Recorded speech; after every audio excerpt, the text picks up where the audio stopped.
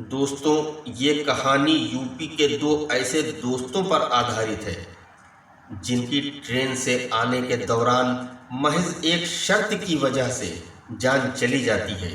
ये दर्दनाक कहानी यूपी के रहने वाले असलम और दिनेश की है।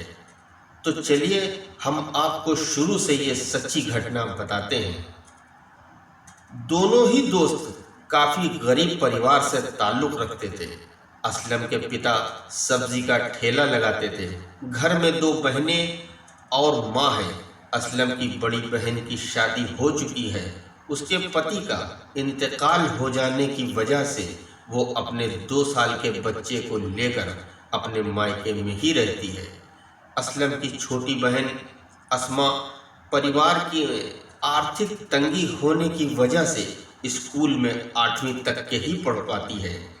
असलम कढ़ाई का काम करता है और उसका भी काम ठीक तरह से नहीं चलता। इसी की वजह से उसको शहर से बाहर भी जाना पड़ता है।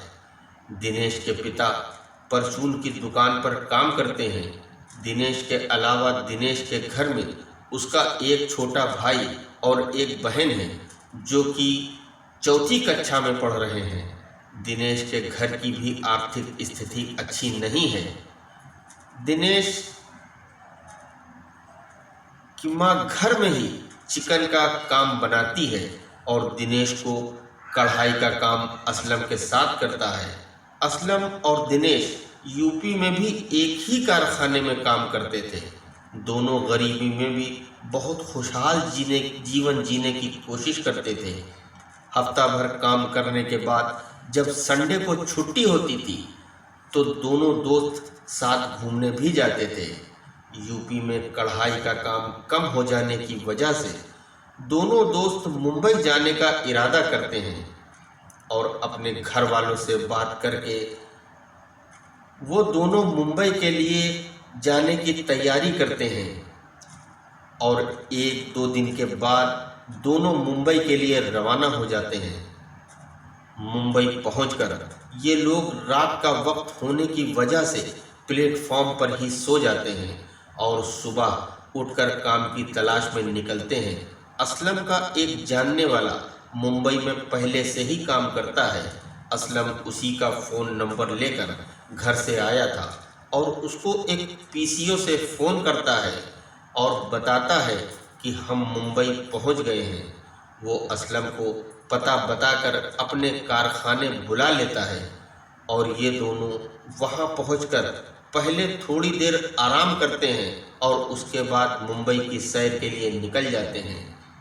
नया शहर, नए लोग, इन दोनों को काफ़ी अच्छा महसूस होता है।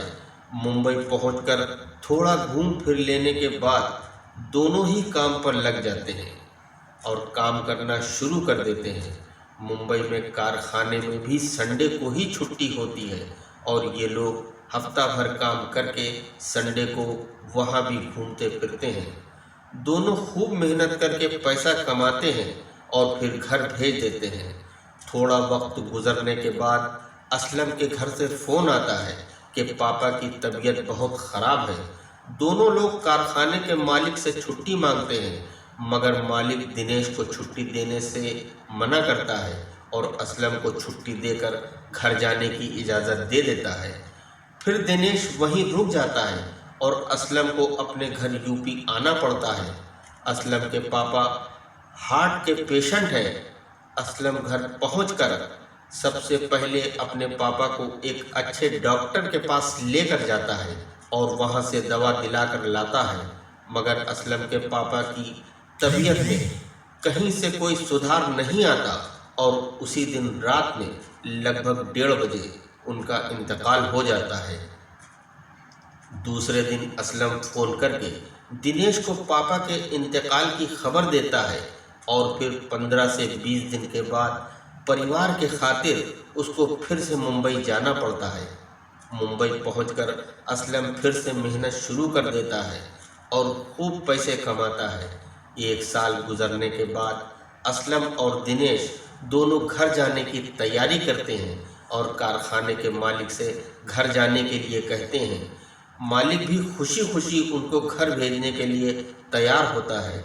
मुंबई से यूपी जाने का और वापस मुंबई आने का किराया भी देता है और फिर दोनों दोस्त 1 मई 2013 को सुबह 8 बजे मुंबई से यूपी के लिए रवाना होते हैं।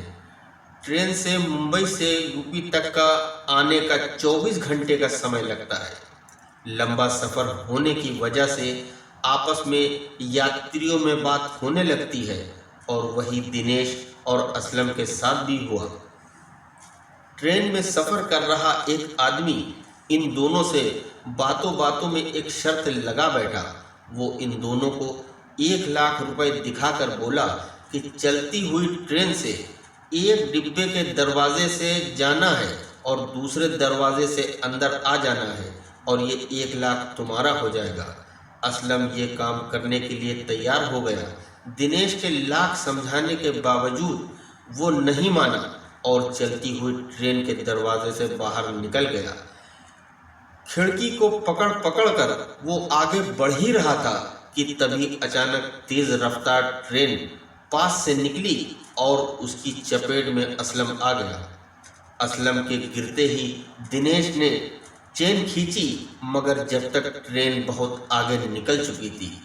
जैसे तैसे करके असलम तक पहुंचा, मगर जब तक असलम दम तोड़ चुका था। पुलिस का सहारा लेकर दिनेश असलम की बॉडी को लेकर यूपी उसके घर पहुंचा। असलम के घर पर गमों के बादल छा गए। हर तरफ से रोने और चीखने की आवाज़ें आने लगी। घर का चिराग बुझ गया, परिवार तबाह हो गया और कोई कमाने वाला न बचा। पूरे मोहल्ले में मातम का माहौल था।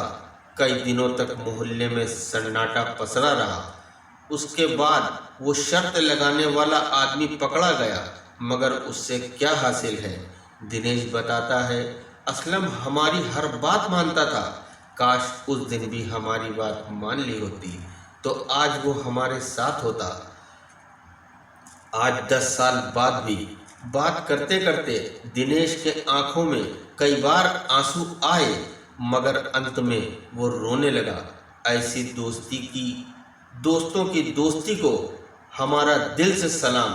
कहानी को लाइक कर दीजिए और शेयर कर दीजिएगा। धन्यवाद।